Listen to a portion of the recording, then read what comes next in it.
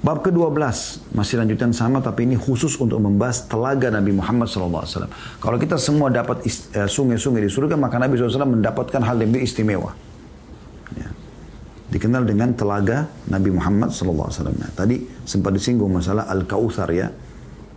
Dalam surah Al-Kautsar ayat 1 sampai ayat 3 yang masyhur, tentu umumnya kaum muslimin hafal surah ini. A'udzu billahi minasyaitonir rajim. Allah berfirman, "Inna a'tainakal kautsar fasalli li rabbika wanhar inna syani'aka huwal abtar." Sesungguhnya kami telah memberikan kepadamu nikmat yang banyak, maka dirikanlah salat kepada Rabbmu dan berkorbanlah. Sesungguhnya orang-orang yang membencimu dialah yang terputus. Nah, di sini makna yang tadi yang saya bilang, sesungguhnya kami telah memberikan kepadamu nikmat yang banyak. Sebenarnya Al-Kautsar makna lebih tepatnya sebagaimana dalam hadis adalah itu, telaga di surga itu. Kemudian dalam hadis yang merincikan masalah telaga Nabi SAW, kita bisa bayangkan bagaimana luar biasa besarnya, mewahnya telaga tersebut. Telaga air, ya. Hadis nomor 43 dari awal belajar, Abdullah bin Amr bin As radhiyallahu anhu meriwayatkan sabda Rasulullah SAW, "Haudi masiratu syahr, ma'uhu abyadu minal laban, wa rihuhu atyabu minal misk, wa kizanuhu kanujumis sama', man syariba minha fala yadhma'u abada." Telagaku sejauh perjalanan sebulan. Airnya lebih putih daripada susu. Baunya lebih harum daripada kasturi. Bejananya sebanyak bintang di langit. Siapa yang minum darinya, maka tak akan merasakan dahaga selama-lamanya. Ya, perhatikan sifatnya, saya ulangi. Telagaku, kata Nabi SAW. Dan kita bisa berkunjung kepada Nabi SAW di surga. Bisa bertemu setiap saat. Ya. Telagaku sejauh perjalanan sebulan. Jadi kita bisa bayangkan bagaimana lebarnya, luasnya, jalan sebulan baru dapat ujungnya, telaga Nabi SAW. Airnya lebih putih daripada susu. Baunya lebih harum daripada kasturi. Ya. Bejananya sebanyak bintang di langit, miliaran jumlah bejananya.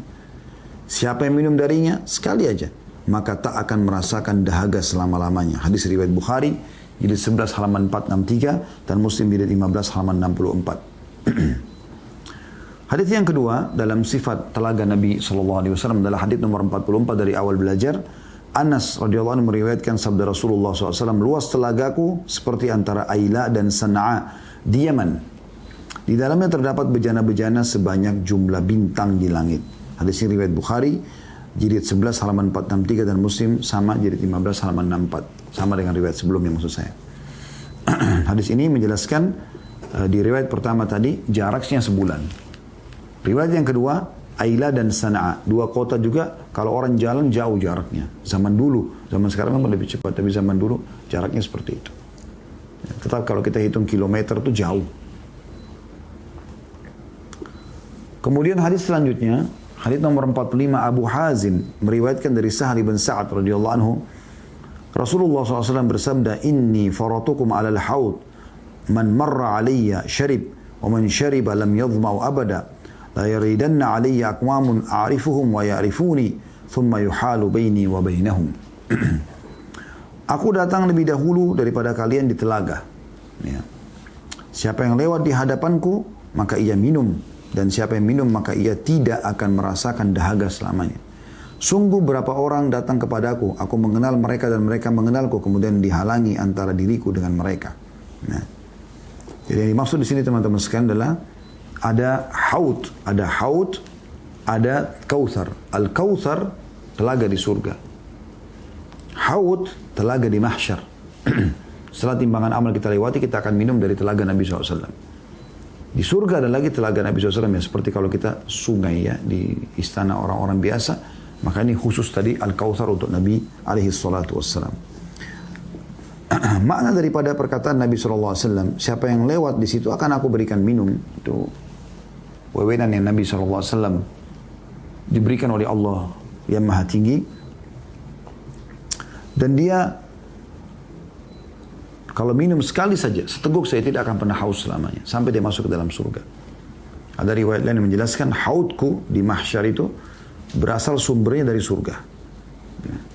Apakah itu dari Al-Kautsar atau yang lain, Allahu a'lam, tapi yang jelas dia sumber airnya dari surga. Jadi kita sudah minum air surga sebelum masuk ke dalam surga di sini. Di haud Nabi SAW. Semoga kita Allah berikan minum dari tangan suci beliau SAW. Kemudian juga potongan yang berbunyi akan datang orang-orang yang aku kenal dan mereka mengenalku. Maksudnya sempat masuk Islam di tangan Nabi SAW. Tapi dihalangi. Mereka tidak boleh datang pada saat itu. Lanjutan riwayatnya, Abu Hazim mengatakan, ketika Nu'man ibn Abi Iyash mendengarkanku, ia bertanya, apakah kamu mendengar demikian dari Sahal? Karena kan Abu Hazim di sini mengatakan di nomor 45 ya, Abu Hazim meriwayatkan dari Sahal ibn Sa'ad. Ada teman dia yang bernama Nu'man ibn Abi Iyash bertanya, apa kau dengar begitu riwayatnya dari Sahal ibn Sa'ad? Aku menjawab iya. Maka Nu'man ibn Abi Iyash, salah satu daripada tabi'in juga, rahimahumullah semuanya, mengatakan, aku bersaksi kepada Abu Sa'id al-Khudri. Aku juga dengar, tapi dari sahabat yang lain. Namanya Abu Sa'id al-Khudri. Sungguh aku mendengarnya dengan menambahkan di dalamnya, maka aku mengatakan, sesungguhnya mereka termasuk golonganku. Maksudnya, riwayat dari Sahal tadi ada tambahannya. Karena kan tadi cuma sampai mereka dihalangi dari haud. Maka di riwayat, ya, Nu'man ibn Abi Iyash, rahimahullah, dari sahabat Abu Sa'id al-Khudri ada rincian siapa mereka itu yang dihalangi, padahal mereka itu dari potongan sabda Nabi SAW, aku mengenal mereka dan mereka mengenalku, maksudnya pernah menjadi sahabatku. Maka Abu Sa'id mengatakan, sungguh aku mendengarkan dengan menambahkan, maksudnya Nu'man bin Abi Iyash Nu'man bin Abi Iyash mendengar dari Abu Sa'id, tambahannya adalah, maka aku mengatakan sungguhnya mereka termasuk golonganku. Maksudnya Nabi SAW mengatakan golonganku ini umat Islam. Maka dijawab oleh para malaikat, sungguhnya kamu tidak tahu apa yang mereka ada-adakan sepeninggalmu. Jadi mereka ini murtad setelah Islam. Aku mengatakan jauh-jauh bagi siapa yang mengubah agamaku sepeninggalku. Hadis ini riwayat Bukhari jilid 11 halaman 463 dan Muslim jilid 15 halaman 53. Ya. Al-Bukhari rahimahullah mengatakan, Ibnu Abbas radhiyallahu anhu mengatakan suhkan dalam hadis. Suhkan. Ya. Adalah bermakna bu'dan atau jauh. Dan mana daripada farat dalam hadis, aku adalah mendahului kalian. Orang yang datang lebih dulu untuk memperbaiki aliran, ember dan berbagai urusan pemberian minum. Makna faratukum alal haud adalah aku lebih dulu ke telaga daripada kalian sebagai orang yang dipersiapkan untuknya. Ya, jadi hadis ini dikuatkan dengan dua riwayat sekalian ya. Riwayat yang pertama dari tadi ya, Abu Hazim melalui Sahal bin Sa'ad, cuma sampai ya, perkataan Nabi SAW, akan datang kepadaku orang-orang yang aku kenal dan mereka mengenalku, tapi mereka dihalangi. Sampai situ saja. Rupanya temannya mendengar. Nah, ini pelajaran lain teman-teman sekalian. Kita kalau dengarkan seorang menyampaikan hadis dan kita tahu ada lanjutan hadis, bisa kita tambahkan. Maka Nu'man ibn Abi Iyash rahimahumullah semuanya mengatakan, apa kau dengar dari Sahal seperti itu? Kata dia iya. Maka dia bilang, aku benar-benar mendengarkan dan bersaksi dari Abu Sa'id al-Khudri yang bahwasanya Nabi SAW mengatakan mereka adalah dari golonganku. Lalu para malaikat mengatakan, sungguh kau tidak tahu apa yang mereka lakukan setelah kau meninggal. Mereka telah mengada-ngada, mengubah, murtad dari agama. Maka kata Nabi SAW, sungguh kecelakaan dan jauh orang yang mengubah ajaranku sepeninggalku. Di sini ulama hadis menjelaskan siapa mereka. Mereka adalah orang-orang yang sempat masuk Islam di masa hidup Nabi SAW, tapi setelah Nabi SAW meninggal. Seperti contoh, ya, orang-orang yang menolak membayar zakat dari beberapa orang suku Arab yang masuk Islam pada saat itu. Lalu mereka diperangi oleh Abu Bakar radhiyallahu anhu. Ya, mereka murtad setelah Islam. Jadi bukan di sini maknanya semua sahabat, enggak. Sebagaimana orang-orang Syiah memahami itu. Mereka menganggap ini buktinya ada sahabat yang murtad, maka mereka dengan ini berhujjah bahwasanya betul kalau Abu Bakar, Umar radhiyallahu anhu itu adalah murtad dari Islam. Ini enggak benar. Ya. Hadis selanjutnya nomor 46. Abu Hurairah radhiyallahu anhu meriwayatkan sabda Rasulullah SAW, yang terletak di antara rumahku dan mimbarku adalah salah satu taman atau raudhah dari taman-taman surga.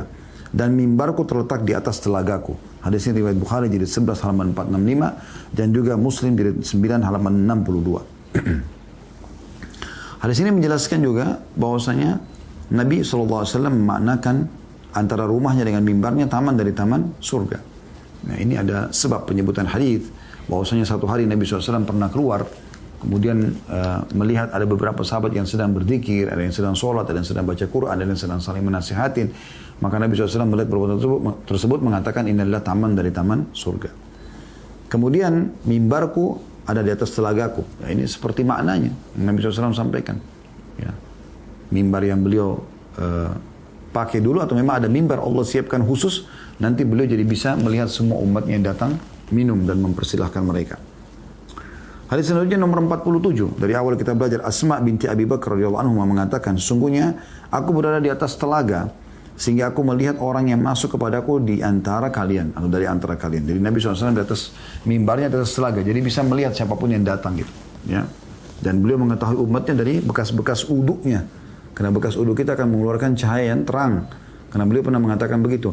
Aku ingin sekali melihat saudara-saudaraku. Kata para sahabat, ya Rasulullah, kami saudara-saudara Anda. Kata Nabi SAW, bukan. Kalian adalah sahabat-sahabatku. Saudara-saudaraku nanti, saudara-saudaraku yang datang sepeninggalku. Ya. Kata salah seorang sahabat, ya Rasulullah, bagaimana Anda mengenal mereka? Kata Nabi SAW, dari tempat uduk mereka akan keluar cahaya yang terang. Saya ulangi, Asma binti Abi Bakar radhiyallahu anhu mengatakan, sesungguhnya, kata Nabi SAW, sesungguhnya aku berada di atas telaga, sehingga aku melihat orang yang masuk kepadaku di antara kalian. Dan segolongan orang dihalangi mendekatiku, maka aku katakan, wahai Rabb, mereka termasuk golonganku dan umatku. Ini tadi contoh orang-orang yang masuk Islam di zaman Nabi SAW, tapi murtad setelah beliau meninggal. Dijawab, apakah kamu tahu apa yang mereka lakukan sepeninggalmu? Demi Allah, mereka kembali ke belakang atau mereka telah murtad. Hadis ini riwayat Bukhari, jilid 11 halaman 466 dan Muslim jilid 15 halaman 55. Ibnu Abi Mulaika pernah berdoa, ya Allah, sungguhnya kami berlindung kepadamu dari kembali ke belakang atau murtad atau muncul fitnah dari agama kami. Nanti setelah mendengar hadis ini, kita harusnya berlindung kepada Allah SWT. Orang yang sudah meninggal dalam keadaan Islam, udah dijamin bagi dia. Gak ada keraguan, orang muslim masuk surga. Ya, selama dia tidak batalkan keislamannya. Tapi yang jadi masalah adalah kita ini. Ya. Yang belum tahu, semoga Allah meninggalkan kita di atas iman dan Islam. Allahumma amin. Hadis selanjutnya masih masalah telaga Nabi SAW. Hadis nomor 48 dari awal kita belajar. Abu Dzar radhiyallahu anhu menceritakan, aku pernah bertanya, wahai Rasulullah, apakah yang dimaksud dengan bejana-bejana telaga? Jadi untuk minum, nanti dari telaga akan ada bejananya. Beliau menjawab, demi zat yang jiwa Muhammad berada di tangannya, sungguh bejana-bejananya lebih banyak dibandingkan jumlah bintang di langit. Ini Nabi SAW sumpah, bintang di langit karena banyaknya, ilmu cuma bisa bilang miliaran. Sejumlah itu bahkan lebih banyak, kata Nabi SAW, dari bintang di langit. Dan demi Allah kami percaya ini. Tidak ada keraguan dalam masalah ini. Ya. Yaitu di malam yang gelap lagi cerah. Bagaimana bintang-bintang bisa kelihatan di malam gelap dan cerah? Lebih banyak daripada itu jumlahnya. Siapa yang minum dari bejana surga, maka ia tidak akan dahaga selamanya. Di dalamnya atau didatangkan di telaga itu keran dari surga. Siapa yang minum darinya, maka ia tidak akan merasa dahaga. Luasnya seperti panjangnya antara Amman dan hingga Aila. Airnya lebih putih daripada susu dan lebih manis daripada madu. Hadis ini riwayat Muslim di 15 halaman 62. Dari hadis sahih ke hadis sahih penjelasan tentang masalah ini, ya. Jadi mirip seperti tadi. Dan sudah saya bahasakan tadi kalau kerannya atau sumbernya dari surga sebagaimana dijelaskan dalam hadis Muslim ini.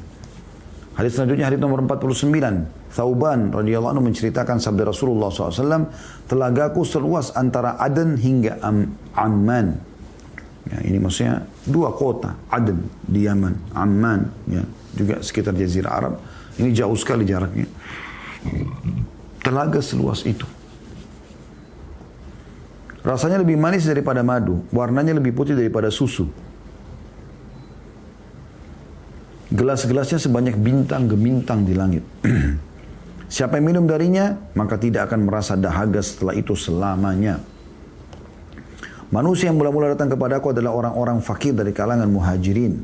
Yang kusut rambutnya, kotor pakaiannya, dan tidak dibukakan untuk mereka pintu-pintu yang tertutup, tidak dinikahkan dengan wanita-wanita yang berkecukupan, orang-orang yang memberikan segala yang mereka milikin, tapi tidak diberikan apa yang menjadi hak mereka. Hadis diriwayatkan oleh Ibnu Abi Asim dalam kitab Sunnah jilid 2 halaman 247 dan disahihkan oleh Albani dalam Zilalul Jannah nomor 747 dan juga dalam silsilah hadis sahih oleh Albani nomor 1082. Hadis ini teman-teman lebih lengkap lagi menjelaskan tentang masalah telaga Nabi alaihi salatu wassalam. Kalau yang lebih manis dari madu, lebih putih dari salju, ini sudah disebutkan dalam hadis tadi. Di sini ada lebih putih daripada susu. Gelas-gelasnya banyak bintang-bintang di langit ini juga sudah dijelaskan. Tapi ada di sini tambahannya adalah manusia yang mula-mula datang kepadaku adalah orang-orang fakir dari kalangan muhajirin. Siapa muhajirin? Orang-orang yang hijrah dari Mekah ke Madinah. Ini keutamaan mereka. Mungkin teman-teman bertanya, kenapa mereka? Kenapa muhajirin dari Mekah? Coba renungi teman-teman. Bayangkan kita beberapa detik ke depan ini menjadi penduduk Mekah di masa Nabi SAW dinobatkan jadi Nabi di Mekah. Waktu itu kondisi rumah masih dari tanah liat. Ya. Masih sangat sederhana Mekah. Jangan Anda bayangkan seperti building-building besar kayak sekarang. Gemerlapan dengan lampu. Semua hotel-hotel mewah, AC. Ya. Semua fasilitas air zam-zam, ada yang dingin, ada yang biasa. Masjidnya luar biasa. Ya. Indahnya, bersihnya. Ribuan, ratusan ribu pegawainya membersihkan masjid. Bukan seperti itu. Ka'bah masih nggak ada apa-apa di sekitarnya kecuali bangunan orang-orang. Penuh dengan patung-patung pada saat itu. Sedikit sekali orang yang bisa membaca di Mekah. Orang masih buta huruf, gitu kan. Yang kaya menindas yang miskin. Mereka makan bangkai. Mereka tawaf di Ka'bah telanjang. Sebagaimana ciri orang-orang jahiliyah. Anda bayangkan kalau kita pada saat itu berada di Mekah. Ada satu orang ummi, nggak bisa baca, nggak bisa nulis. Itu ciri Nabi Muhammad SAW.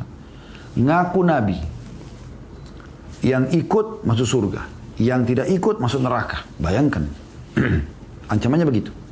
Anda bayangkan ada di posisi Mekah pada saat itu. Saya kadang-kadang coba merenungi dan membayangkan bagaimana pada saat Nabi SAW naik di bukit Abi Kubais. Ya. Kemudian mengatakan kepada orang-orang Quraisy pada saat itu tanpa ada pengeras suara. Ya. Orang yang dikenal di Mekah iya, tapi belum ada, tidak bisa baca, nggak bisa nulis, dan masih ada orang lebih kaya daripada Nabi SAW pada saat itu. Ya. Kemudian dia mengatakan, wahai Quraisy, bayangkan kita hadir di situ. Dia mengatakan, wahai Quraisy, kita dipanggil semuanya. Kemudian Nabi SAW mengatakan, kalau saya bilang di luar pintu gerbang Mekah ini, di belakang gunung ini ada pasukan yang akan menyerang Mekah. Apa kalian percaya? Kata orang Mekah apa? Iya benar, kami percaya. Karena kau tidak pernah bohong pada kami sekalipun. Ya. Lalu apa kata Nabi SAW? Perhatikan kalimat terakhirnya ini. Ya. Kata Nabi SAW, ketahuilah aku adalah utusan Allah. Di antara kedua tanganku ada siksa yang pedih. Maksudnya apa? Yang tidak mau ikut ini, tidak mau mengaku aku sebagai Nabi, masuk neraka, disiksa. Kira-kira, Anda menjadi Abu Bakar atau Abu Jahal? Kira-kira kita menjadi siapa pada saat itu?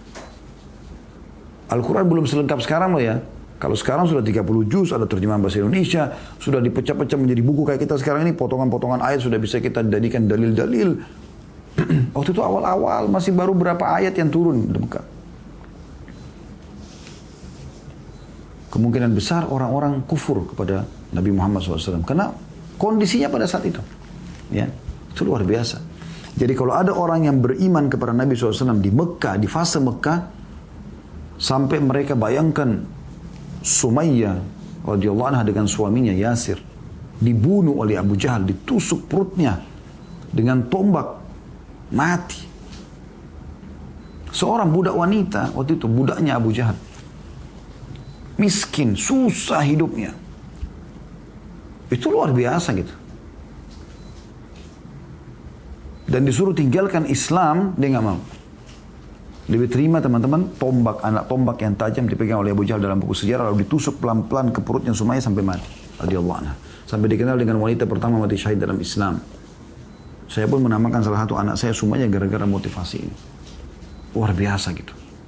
Keimanan yang luar biasa. Bayangkan kita disuruh pilih oleh penguasa yang berkuasa pada saat itu untuk mengikuti penguasa, tinggalkan agama Islam atau dibunuh.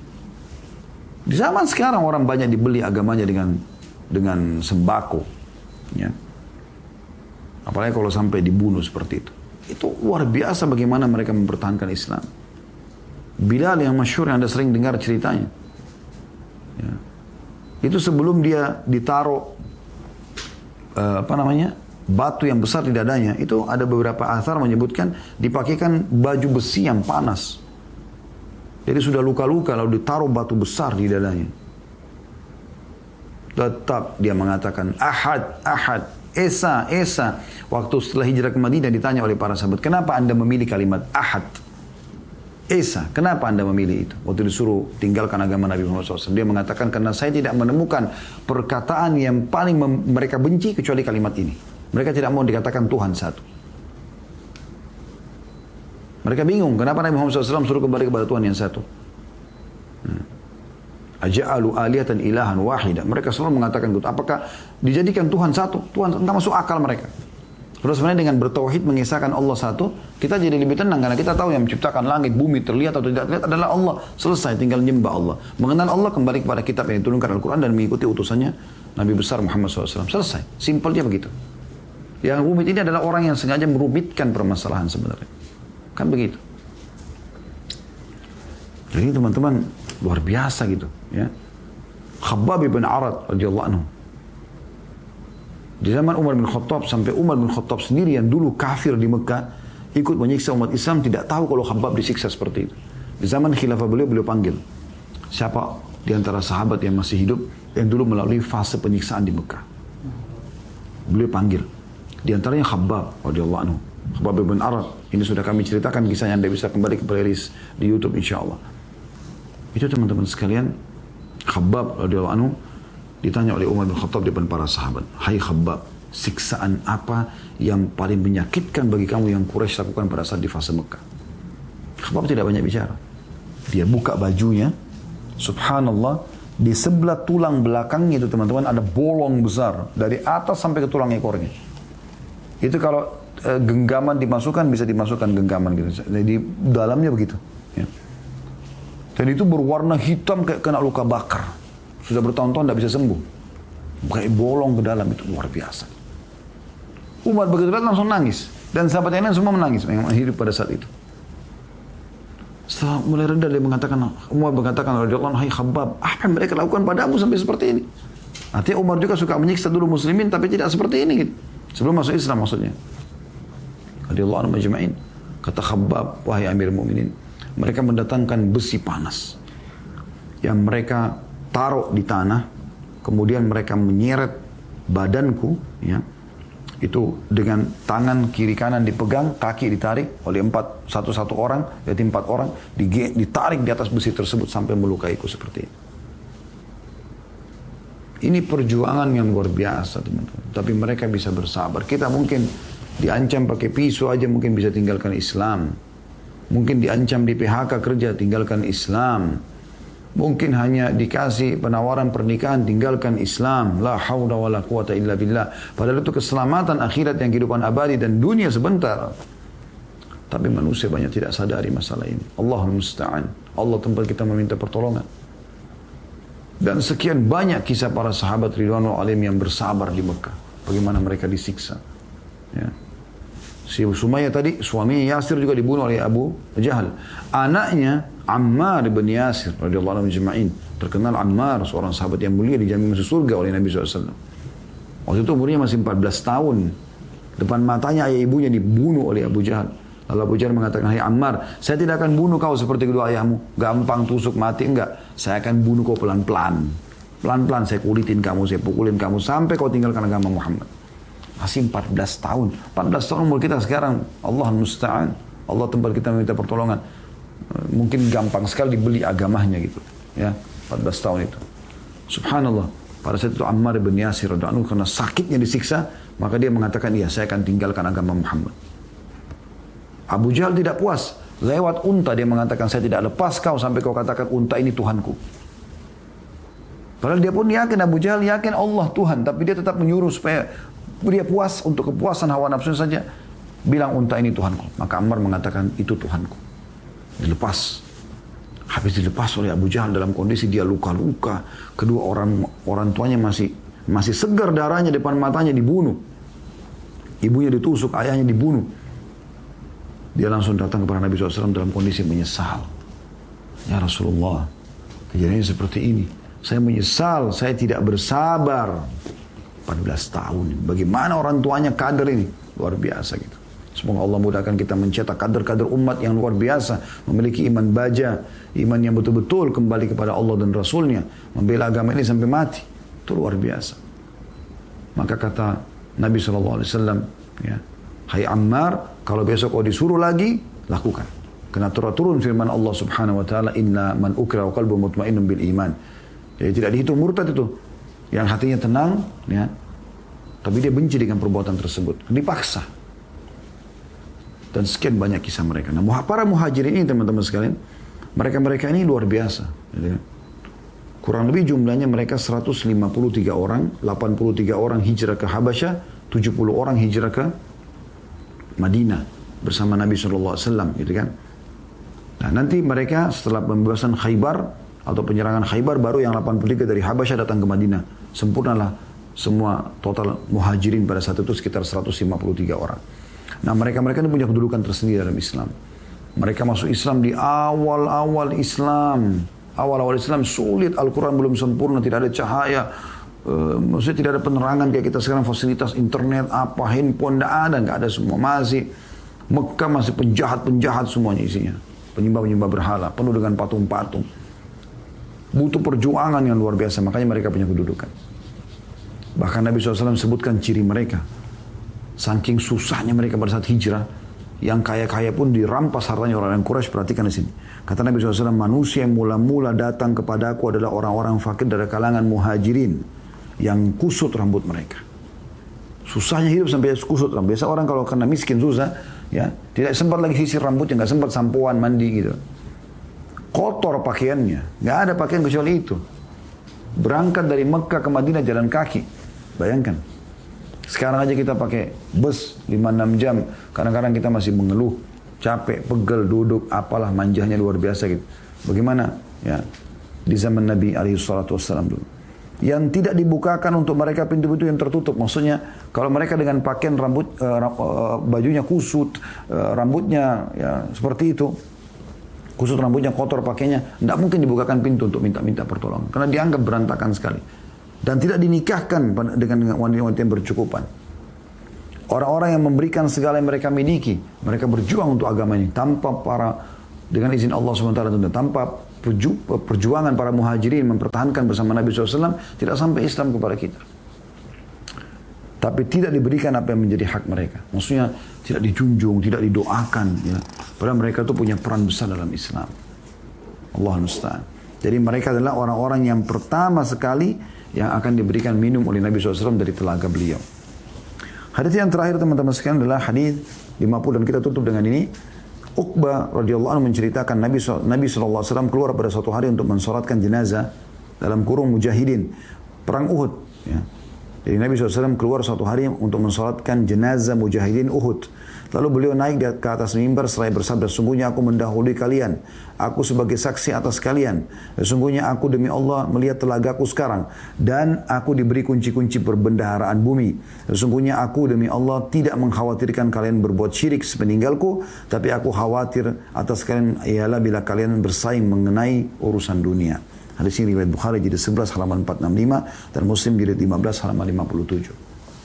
Hadis ini teman-teman adalah hadis yang sangat mulia, menceritakan kepada kita tentang mukjizat yang Allah SWT berikan kepada baginda Nabi alaihi salatu wassalam, yaitu beliau pada saat ya selesai mensolati jenazah syuhada Uhud, maka beliau kembali ke Madinah, naik di atas mimbar, lalu beliau ceramah ya untuk menyampaikan kepada para sahabat yang pada saat itu mereka terpukul karena muslimin sempat dikalahkan di akhir peperangan Uhud, kan? Bahwasanya mereka ini tidak mati sia-sia loh. Lalu beliau mengatakan, sungguhnya aku walaupun masih hidup, aku akan mendahului kalian. Ya.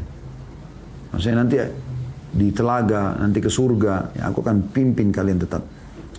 Aku akan menjadi saksi atas kalian. Aku akan mengatakan pada Allah, ya Allah, aku tahu ini si fulan beriman, si fulan beriman. Dia membela, Nabi SAW membela kita umatnya. Sesungguhnya aku demi Allah melihat telagaku sekarang. Ini mukjizat yang Allah SWT berikan. Jadi Nabi SAW bisa melihat apa yang tidak dilihat oleh kita. Dan banyak kejadian seperti ini ya. Seperti yang Nabi SAW waktu ditanya oleh Abu Jahal tentang Masjid Aqsa. Ya. Pada saat beliau menceritakan tentang Isra dan Mi'raj. Atau ditanya oleh orang-orang Mekah pada saat itu. Maka Nabi SAW menggambarkan, beliau mengatakan, diperlihatkan kepada aku Masjid Aqsa, maka aku bisa menghitung tiang-tiangnya. Nah seperti itu, Nabi SAW diperlihatkan telaganya. Beliau mengatakan, aku demi Allah sekarang melihat telagaku. Ini benar-benar demi Allah benar. Saya pun bersumpah teman-teman, demi Allah ini benar yang Nabi SAW. Beliau melihat pada satu telaganya. Dan aku diberikan kunci-kunci perbedaan dunia. Maksudnya umatku bisa jadi kaya. Ikuti syariatku, mereka akan bisa jadi kaya. Sedekah, ya, cari modal halal, segala macam ini. Itu akan dapat. Sungguhnya aku demi Allah tidak mengkhawatirkan kalian berbuat syirik peninggalku. Karena hampir semua dai ingatkan, tidak boleh syirik. Walaupun masih ada umat ini yang terjerumus gitu. Tapi Nabi SAW mengatakan, saya tidak ragu lagi. Tidak perlu saya khawatir umatku nanti akan sembah-sembah berhala kayak orang-orang Mekah. Enggak lagi. Ada sebagian mereka mungkin tapi sudah murtad dari Islam gitu kan. Tapi kalau umumnya tidak gitu. Tapi yang aku khawatirkan kata Nabi SAW, justru karena perbendaharaan dunia yang diberikan oleh Allah Subhanahu Wa Taala, artinya kekayaan dunia ini akan diberikan untukku dan untuk umatku, maka kalian bersaing di sisi dunia. Akhirnya mereka saling menggibah, menjatuhkan satu sama yang lain. Itu yang terjadi di kalangan kaum muslimin. Allahu a'lam. Ini yang kita bahas insya Allah. Dan pertemuan akan datang kita akan lanjutkan bab ke-13 masalah pepohonan di surga.